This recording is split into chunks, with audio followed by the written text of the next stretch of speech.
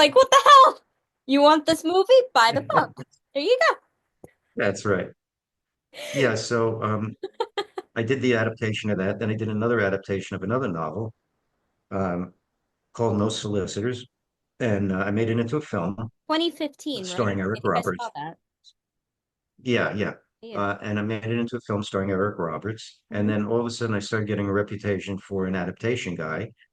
And Howard Kazanjian, who was vice president of Lucasfilms for 9 years, got me in touch with the New York Times bestselling novelist who wrote this novel called Lightning. When it's Lightning Strikes Twice, and Okay. so they brought me on board to write the adaptation, which I did, and then now out trying to sell that. And then I got in touch with another group that said, "Hey, would you consult on this novel?" And I said, "All right, tell me about it." So they tell me I fell in love with the idea. Now, they had told me that they had tried several times with scripts and they kept falling apart and directors and all that. Said, would you mind reading our last script? So I did. And she said, what do you think? I said, I got 10 pages and closed it because I couldn't read it. It was horrible. Oh, And so she said, well, what's wrong with it? I said, everyone's starting this film at the end and then saying 2 years earlier. When you start a film like that, it's TV. If you want to tell a real story, if you start at the end, you've given away the ending, there's no buildup. I said, right, this is a right. linear story. So we hired a writer. That didn't work out because she went straight for the other thing, like let's start at the end. Okay. And so my producing partner, Jana out of Atlanta, says, you're really a good writer, aren't you? I said, oh, here we go. So, she Okay, said, how okay. about you write it? All right. So one thing led to another. I went from consulting to now I'm the writer, director, and producer on the project. And it's been a little over a year and a half that we've been working on developing this thing. We've got great script coverage on it. It's a thriller called Ageless, and it's all Okay. about the blue zones. And if you don't know about the What are blue the blue zones, it's zones? really interesting. Okay, there's about eight of them around the world, Okay. and they're scientists are trying to figure out why people in the blue zones live longer than everyone else. Shut up, The really? genetics. Yeah, seriously, they live over 100 years old. So what these criminals do is they capture eight of these kids, not kids, but adults who are direct descendants of the people that are living in the blue zone and start doing these god-awful experiments on them and trying to Oh. crossbreed them so that they can create the perfect babies and sell them on the black market. Oh shit. Oh my God. It's the designer babies. They Yeah, do like for real. Like, oh my God. it's it's designer babis through DNA. Oh, you blow my Okay, mind.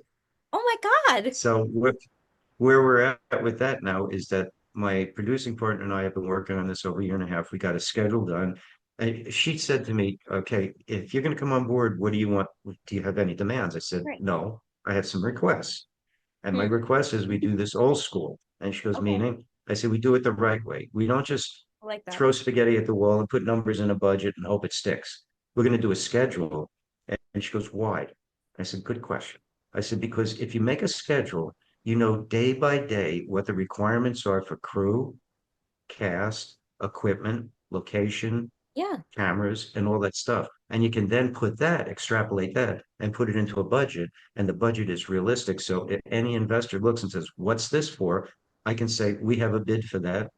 And Right. if you'd like to talk to them, here's their phone number. You can verify that the numbers are what we said it is. Right. So in 50 years of filmmaking, when I've had control of a budget, unless the client asks for something, I've never once gone over budget because it's that detailed of a budget. I mean, I get it down to ashtrays on the set, everything. How does your brain work, John? I mean, you're you really are so detail oriented, and it's not many times you really find people who you love your craft, but you're going like above and beyond for your craft. You're also that business side of it. Like, how do you manage all these projects coming up all over the place? People saying, "Can you look at my script? Can you do this for me?" Like, does it just work for you? Like, it's just, I'm John. Yeah, sure. Yeah. Thank you for that. Honestly, I don't know. I just do it. Love It's that. something I love problem solving. Mm, I love trying to figure out how to do things. I can give you an example if you like. sure. Okay. Because I love problem solving, I got Mhm. called and they said, we want you to be able to shoot a live concert, a music concert called Serious? Sticks.